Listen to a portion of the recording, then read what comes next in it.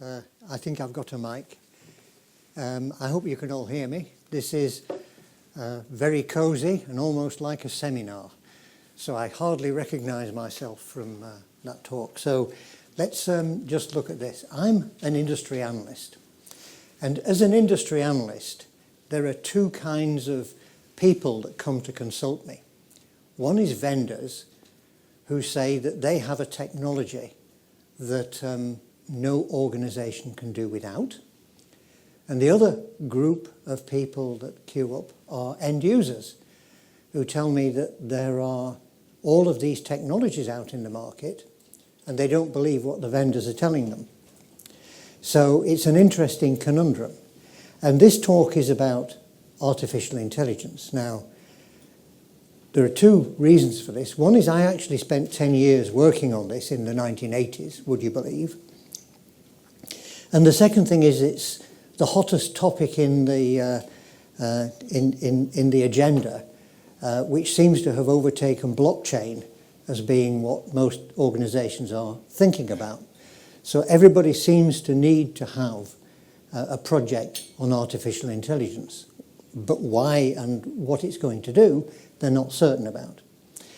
So I wanted to look at this from two aspects. One is, well, first of all, to give an understanding of what it is that artificial intelligence is in the way we are talking about it today.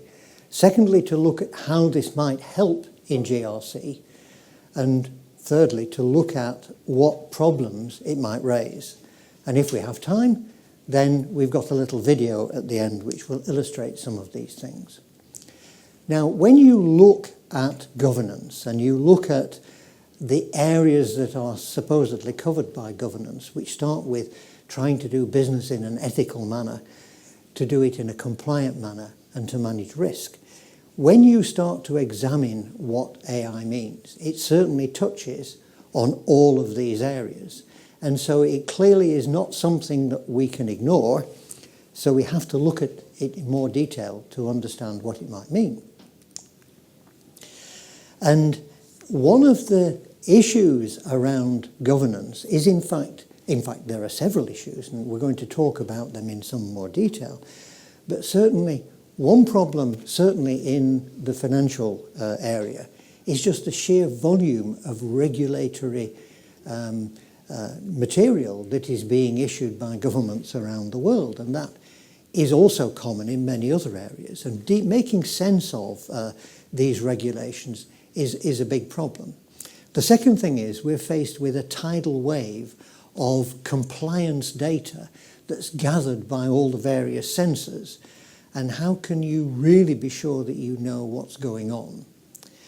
So that is compounded by a general lack of skills, certainly in the cybersecurity area.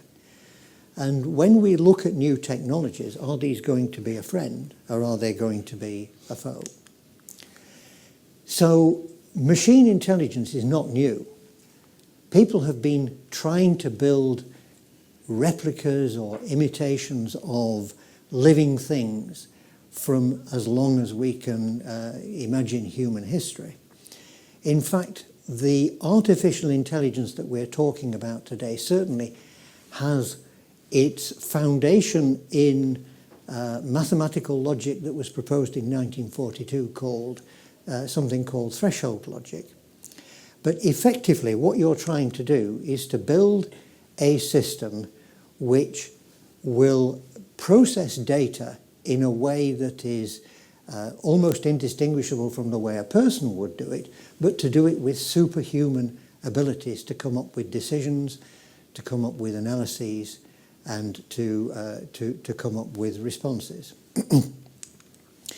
So there's an awful lot of hype around AI as though it is something completely different. Well, nearly all of it is based on mathematics that we've been using in the compliance area for many years.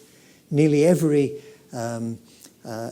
system that is used to identify trends, to identify abnormalities and so forth, is based on some form of statistical mathematics or statistical analyses. What has changed is the volume of data, the amount of computing power, and how you can put these things together.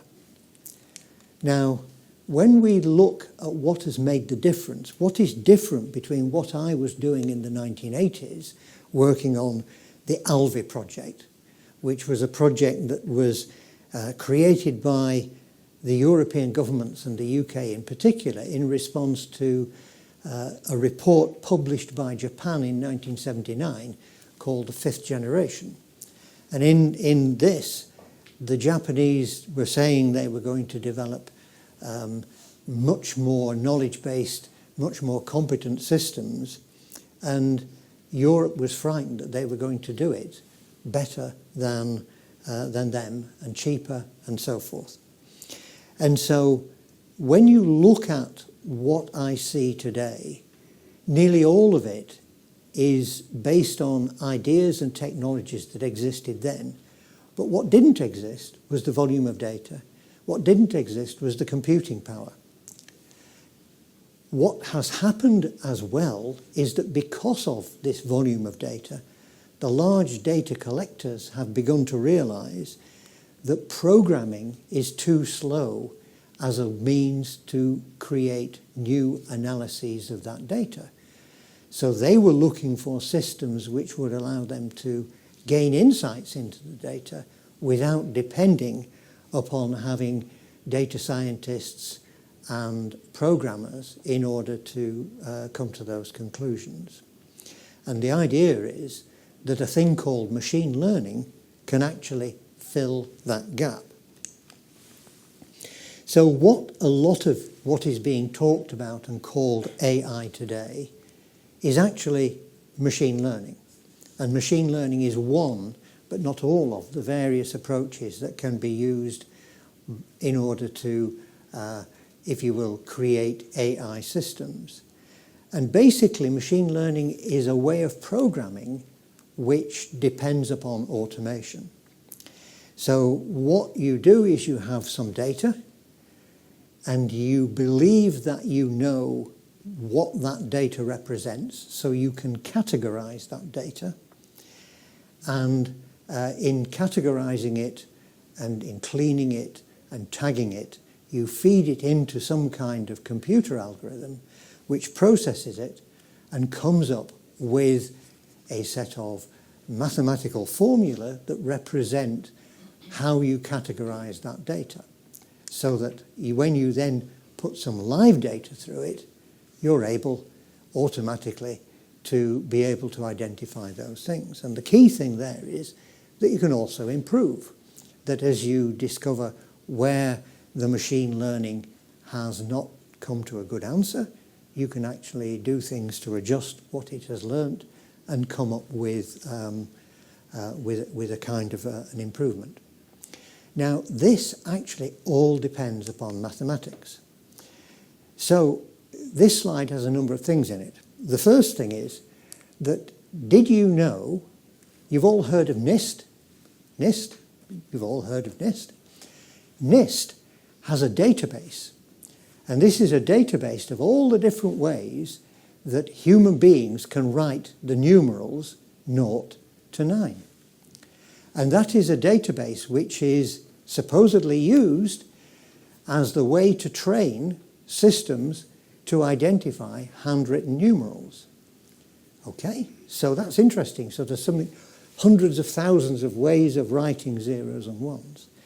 So the training is based on using that data. Now, when you say, well, what is that data that's used for training? Well, you take the pixels of each of these things, and each of the pixels in all of those pictures represents an 0 or a 1, and it represents whether there's a line or not a line there. So you have a large number of potential inputs, which are 0s and 1s. And in 1962, a gentleman invented a mathematical algorithm called the perceptron. And the perceptron is effectively an algorithm which you can use linear algebra on. But basically, what you do is you say, you effectively take the values of all those noughts and ones, and you then cycle round using a computer to try and find weighting values that you can put on each of those pixels that will give you the correct answers to the majority of the symbols that you see written down there. Now, that's good. And what I like to do is to think of it in this way. When you learnt something when you were at university, you perhaps had to have an extra strong latte or perhaps even a bar of chocolate in order to keep you going through your revision. When machine learning works, it needs kilowatts. So machine learning substitutes kilowatts for calories. And basically, do not underestimate how much that takes. Microsoft introduced me to an organization that was doing this. And the lady I spoke to there was telling me that in order to do what she was doing, she was only using 98 cores and 398 gigabytes of RAM. And that's why Microsoft loved machine learning. That's why AWS loved machine learning, because it uses vast amounts of computing power. It also has the problem that it only works providing there is distinguishability between all of the different cases that you want to look at. However, nevertheless, it works. It works, but it works with certain challenges. So if you look at how good the perceptron works on that database of noughts and to nines, it's something like about 80% good.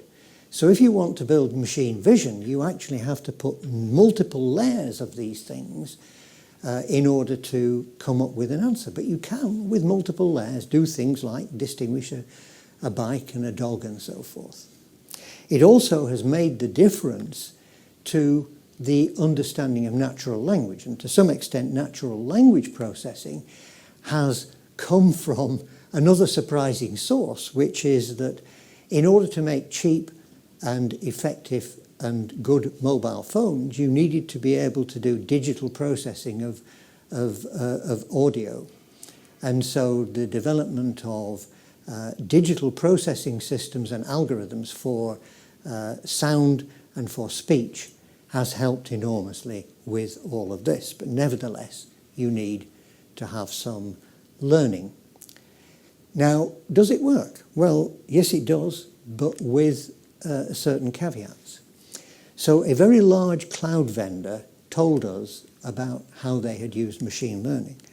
Now, if you're a cloud vendor, you get millions of people who are logging onto your services, authenticating to your services every day.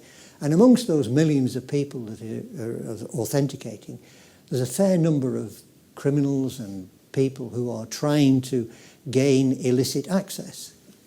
So they had a set of rules to help them to distinguish what was good failures of authentication and where there was actually malicious attempt. But they set out on a project. And that project took 4 years for them to be able to develop it. Now, they had the data, but they couldn't necessarily tag this data. And in the end, they were doing things like, well, when somebody logs in and we're not certain about it, what we'll do is we will keep a record of the decision we made and what the circumstances were. And then we will track for, say, 10 days what actually happens to that account to measure where it is that our current rules are failing to spot illegitimate access attempts. So it actually took them 4 years with a team of 12 people. And they said to me they nearly gave up because it was so difficult to do it. And one of the problems they met was that actually machine learning doesn't give you an explanation. It just comes up with an answer. And if that answer doesn't work, it can't explain to you why it had that answer. And so you don't know what to do to change it. And so the result of that, though, was worth it, because they found that once they had gone through this pain, they were able to say that they'd found out things, and this system was capable of detecting illegitimate access using an approach that they had never thought of, that it was much more effective at doing what it did. And not only that, but it was adapting itself to the way in which cyber criminals change their approach to things. So from their perspective, it was worth it, but don't think it was easy. So when we look at governance, where might we be able to apply these ideas? And so I've got these 4 things that I've got here which we might be useful to us. And the first thing is what I would describe as building process assistance. Now, we often find ourselves in the case in a regulatory situation where there is a complex set of rules, and that people who have to negotiate these rules only do it infrequently and without a lot of understanding of what the total consequences are. And if they make the wrong decisions, there can be strong compliance action. And so assistance that can help the uninitiated to work their way correctly through a set of rules is in fact potentially very, very useful. It can also help at the customer interface where, in a sense, I'm afraid to say it, if anybody's ever tried to fill their own tax in online or used many of the government websites, you find that it's almost as though they're trying to confuse you. But clearly there are complex rules, and what you need is a more friendly assistant to take you really through those rules. I've seen this applied also in other areas, and this is in the area of where you have the problem of configuring complex physical products, where there are enormously complex rules about what you can put together in order to achieve the right safety requirement or to achieve the right performance requirements. And once again, complex rules which people don't fully understand and make mistakes, which then can be quite expensive. So there are clearly benefits from this kind of approach.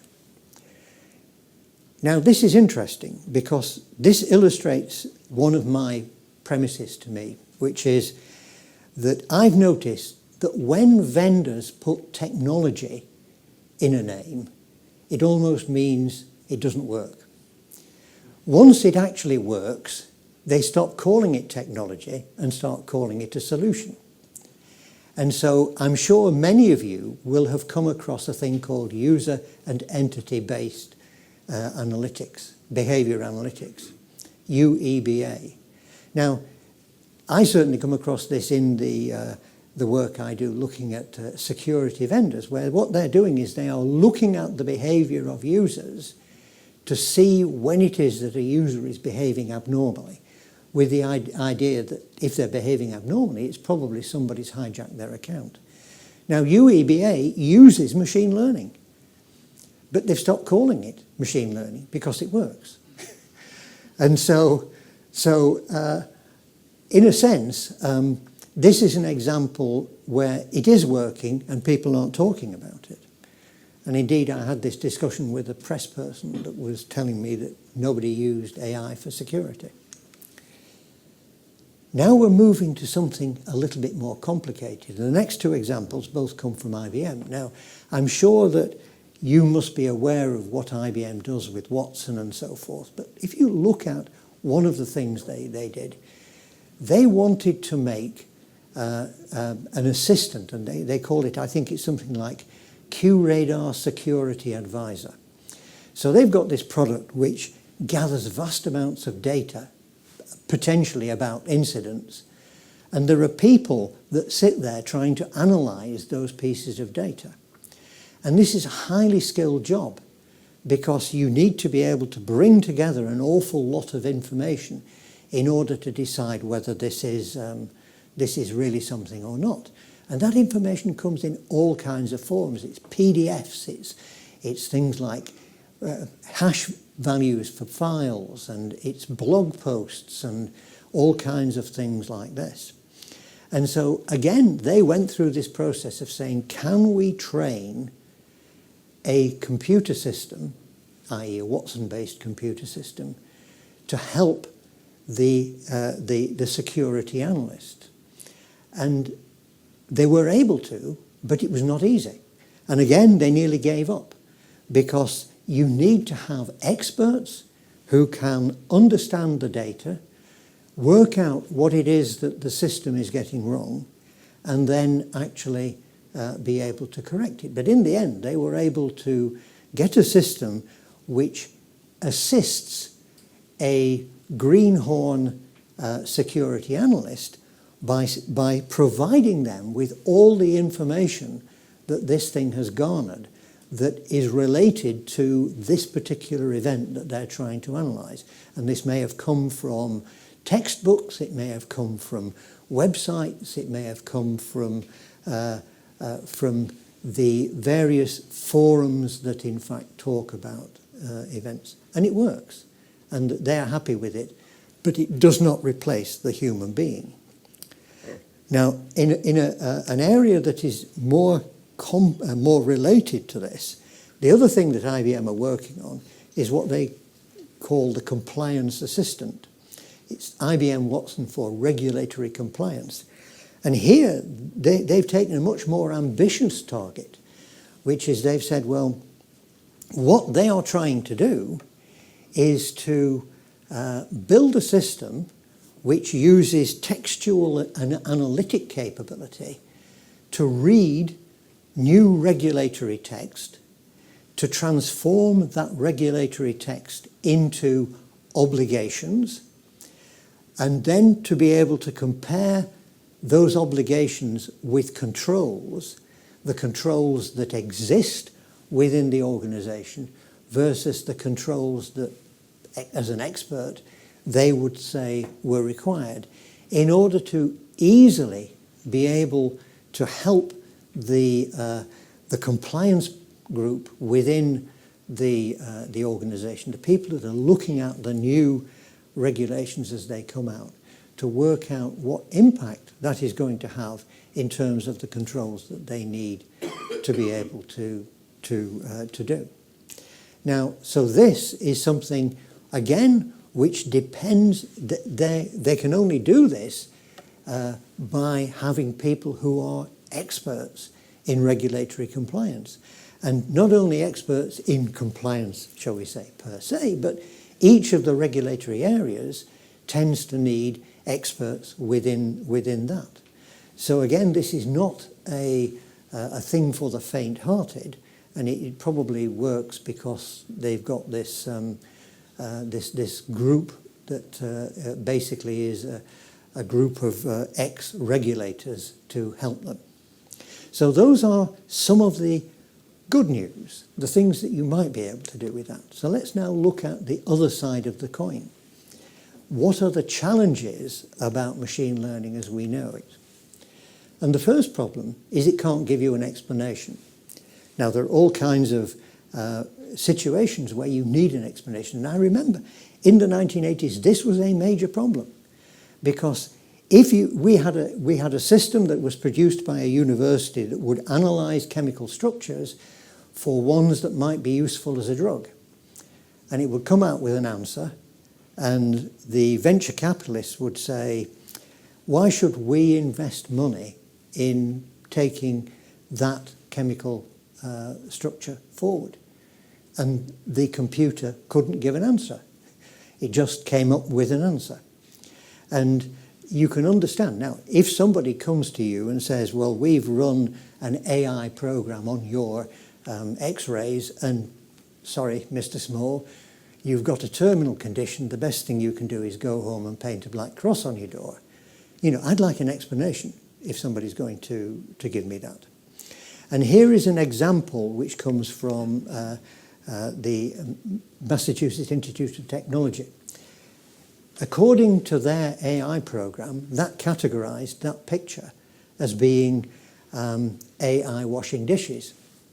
Now, you would never do that, but it did it because the way it had been programmed, it turned out that all it could see was the kitchen cabinets. And that's the problem, that if it doesn't give you that explanation, you don't know why. And the famous story that comes again from the 1980s was of the project that was funded by the American Department of Defense for a thing to scan aerial images to look for tanks and other kinds of military equipment. Gained a lot of money from the university, but when they actually tried it on real data, it didn't work. And it turned out that what had happened was that the training data actually had tanks when it was sunny and no tanks when it was cloudy, just sheerly by chance. And so that leads us to the question of bias. Now, there's an awful lot of problems around bias. How do you get data that doesn't contain some kind of bias? The amount of data you have depends upon the kinds of people that are using it. And here is an example from an academic paper which analysed how bad systems were at distinguishing between male and female depending upon the colour of your skin. And that's one example that's caused a lot of trouble. But there are all kinds of places where not having neutral training data can lead to lots of problems. So, of course, the natural response to that is to think of a system. And so the academics came up with a system which is how to mitigate this, and it's called FAT, Fairness, Accountability and Transparency. And it's a typical sort of checkbox that what you do is you have a series of stages where you try very hard to avoid bias and to detect bias if it exists. And so, of course, a rather sort of impish academic wrote a paper which showed how he had applied this technology, this approach, to creating what he called the Logan Nolan Industries, which was a system for identifying elderly people with low credit who were then hijacked by drones and taken to a meat processing plant where they were turned into nutritious slurry. So it obeyed all of the rules, but clearly it isn't sensible. So you have to be extremely careful when you're doing this. And we will come back to bias in a moment. One of the problems is the vast amount of data that is being collected is whether you can use it in the way that you need to use it in order to do all of this training. And one of the driving factors behind this has been the large data collectors who want to get more out of this data. And there is this wonderful paper which I suggest you read, written by this lady who is a Professor Emeritus of MIT, of economics, I think it's at Yale. And she talks about how this is challenging the ethical basis for the way in which society runs at the moment. That at the moment, most people work to produce things that other people consume, and in that everybody gets paid. And they want, if you don't make what you want to consume, other people will make it. But if you sort of live completely off data, then all the money goes to a small number of people that have the data. So that's one of the challenges. Now, I want to come back to the question of ethics. And I don't know, have many of you come across this, the moral machine, the moral maze question? Yeah, this is good. So this is the question. This was a hypothetical question that was put forward by this university, which says if you have an automated car and it finds itself in a situation, a dilemma, if you will, where it either has to kill the occupants or to kill a group of people that it is converging on, how does it make that decision? Now, and just as a little aside, let me tell you that in the University of Salford campus, we have an automated vehicle. And this is a little van that runs around the campus and it carries things around. And one of the things we noticed was that whereas the students would never ever step out in front of a car being driven by a real person, they happily walk in front of it because they are absolutely convinced that the technology will not fail. It will not run them down, which I find fascinating that they are so believing of the technology. I'm much more cynical. Now, the interesting thing is that is there an unbiased answer to this? And they then put an online questionnaire out for people. Now, you'll be able, I'm sure you will be able to see the slides when you see them, but basically what this is saying is that there is not agreement in a way that could be considered to be totally unbiased. That some people would prefer to kill a cat rather than a dog. Some people would prefer to kill old people rather than young people. And in some cultures, it's the other way around. That some people would say it is better to kill the socially deprived rather than to kill the wealthy and the well-educated. So the problem of building something that is unbiased is almost impossible because all cultures have an inherent bias. They have their culture, what people expect, what behaviours are reinforced and so forth, vary between cultures. So this is a challenge and I don't have an answer to it, but it could be a trap that you could fall into, and it will have a large amount of ethical debate, I think, in the coming years. Now, the other thing is adversarial attacks. Since the system can't explain itself, and you don't really understand how machine learning came to an answer, what has happened is a lot of researchers have discovered that if you look at, for example, visual images, it's very, very easy to start to introduce into a visual image some carefully crafted noise, effectively, which alters this balance of discernibility. And things that the human eye would just reject will come to a completely different conclusion.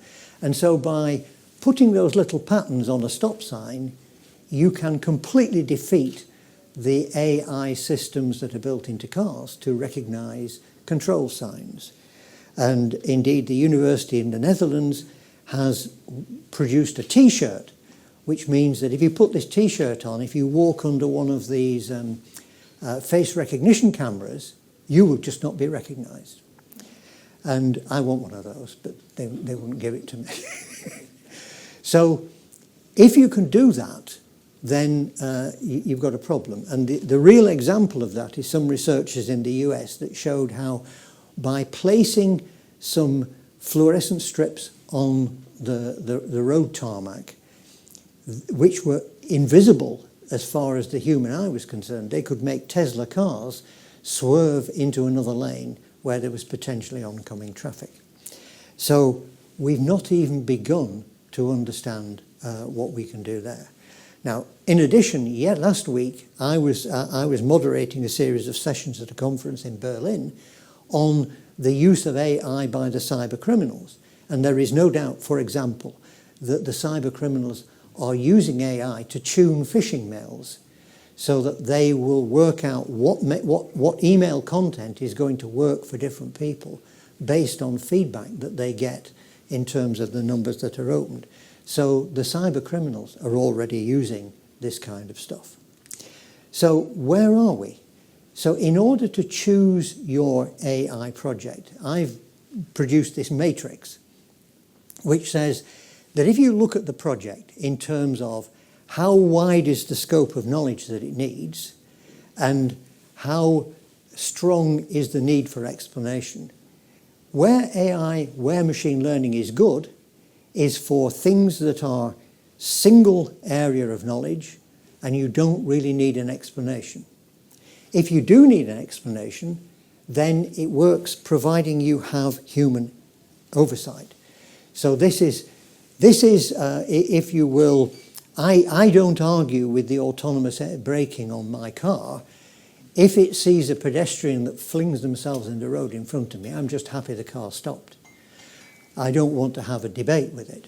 On the other hand, if you look at many of the examples that I gave you, the compliance assistants and so forth, there are systems where they really work together with a human being that can provide the explanation. We're a long way from being able to apply the way in which a system learnt to behave on one area to another. So cybersecurity doesn't necessarily transmit to any other form of risk assessment. And we don't have anything that's really starting to be able to explain things, although academics are trying to work on that. So in terms of a summary, what we've got is AI is not something that's very new. It is applicable to GRC, but we have new governance challenges.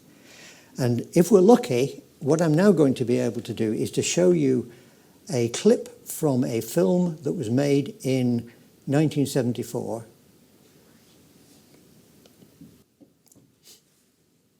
And if I'm lucky, this is going to... The only experience that is directly available to you is your sensory data.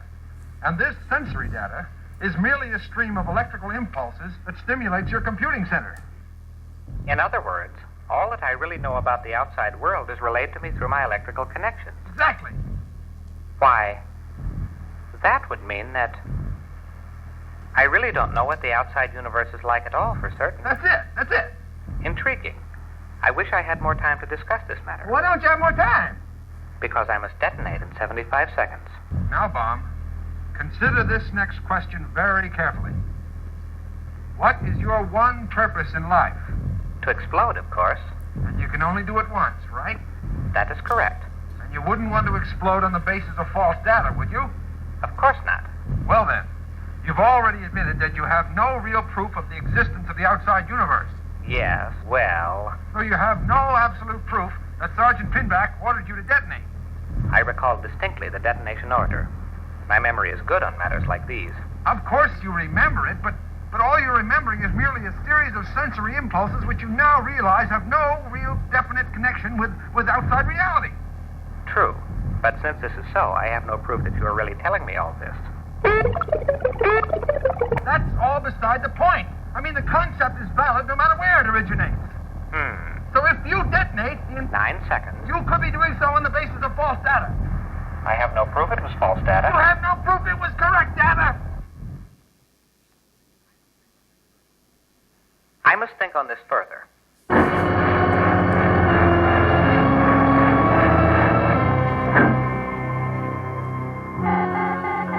Attention, attention. The bomb has returned to the bomb bay. The destruction sequence is aborted.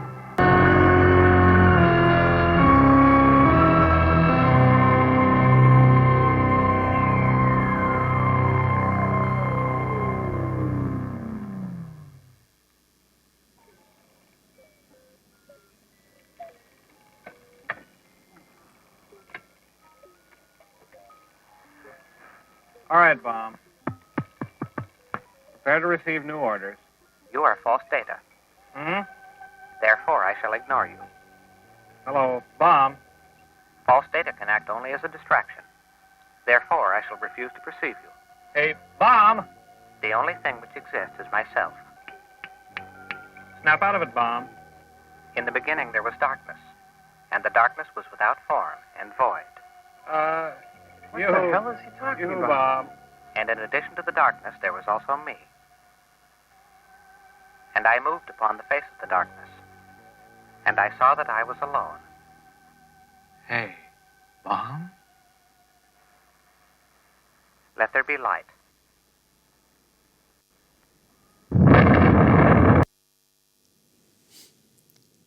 So that illustrates, I think, what we might be faced with in terms of governance in the future, in the respect that we might find ourselves having to argue phenomenology with the systems that we have created. And I hope I don't live to see that. Thank you very much. Thank you.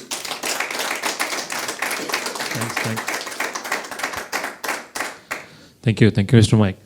We can open the house for questions. Any questions?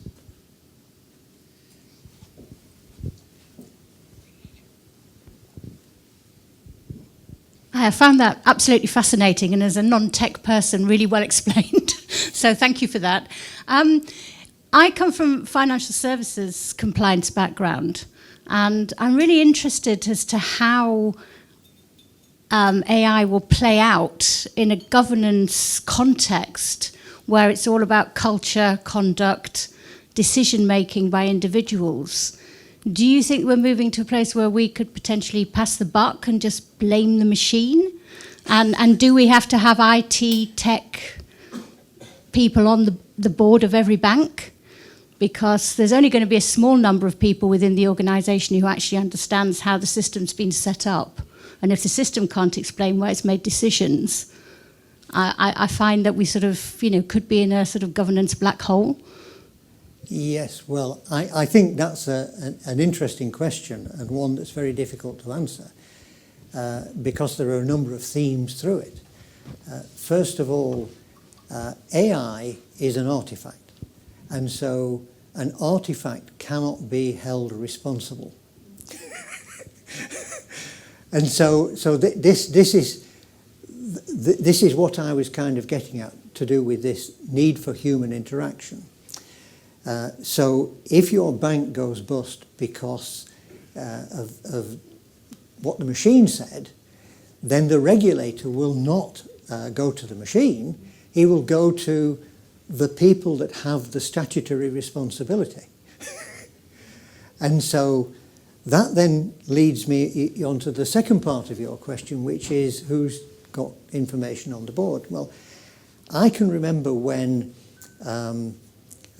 linear programming became sort of the buzzword, and many board members found that it was worthwhile trying to understand linear programming because it helped them to make better decisions about the use of resources. Now, so in that respect, I think what will happen is, if there is a true competitive advantage that comes from using technologies, then board members, or there are major risks, then board members start to take notice. I mean, I can remember not many years ago having a discussion with a CISO of a fast-moving consumer goods organisation who basically kept telling me he didn't care about viruses because his business would continue. What he cared about was his brand.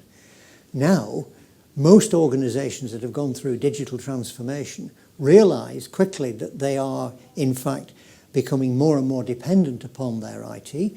They see the fates that befall their peers and their competitors, and so they realise that not understanding cybersecurity is actually bad for business. And so all of those things come together to say that this technology is just a lever that allows some organisations to do better. It's a way of enhancing your abilities. Now, in terms of the banks in particular, it's interesting what you said, because the banks of all the various organisations have probably got the most sophisticated mathematical models that are already running to measure things like compliance.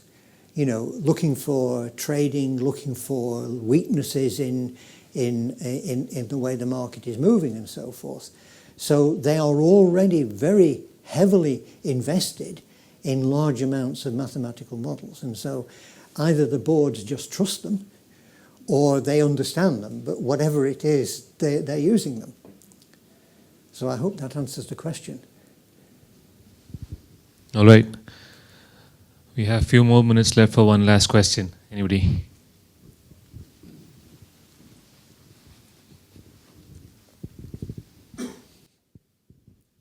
Yeah, just to echo what that lady said, I really found it fascinating and a real non-expert explanation of how AI and machine learning works. I work in financial services, and we're at Deutsche Bank. we're thinking about how we capture reg items that are applicable to the bank, and then maybe how we disseminate them automatically to the various business divisions and infrastructure functions who need to see them. And one of the things that's stopping us at the moment is that, if AI makes that decision, when it goes wrong, how do we go back and check it? And something that occurs to me, and I'd just love to get your opinion on, is should there not be, should AI not create that audit trail?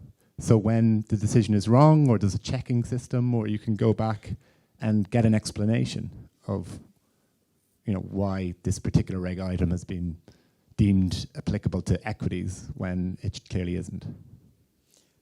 Yes, well, I think it depends where AI is in this process. And I kind of tried to explain to you that the problem with machine learning, if that's what you're thinking about, is that machine learning comes to conclusions based on data that has been fed to it by experts, and it then creates effectively a network of rules which are fired.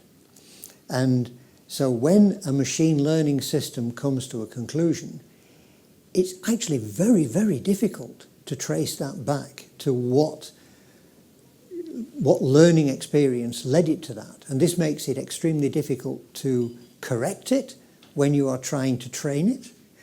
And it makes it extremely difficult when it comes to a conclusion after something has happened. And that is where, so for example, if you take the example of the Watson Q Radar advisor, what they're doing there as a way of trying to overcome this is not, it doesn't make the decision, it's simply being used as an aggregator of relevant information. So what it will do is it will say, well, having seen this event, here is all of the references to things that we think are relevant to this. Now you make your conclusion. And the value of it is actually being able to bring that data together, because the less well-informed and the less well-trained security analyst will not necessarily have found all the relevant pieces of information. And it's for that reason why you can't do what I said at the beginning. You can't, although IBM Watson for the systems for diagnostic of various forms of cancer are more effective than a person, you have to have a doctor who uses the answer in order to make the diagnosis.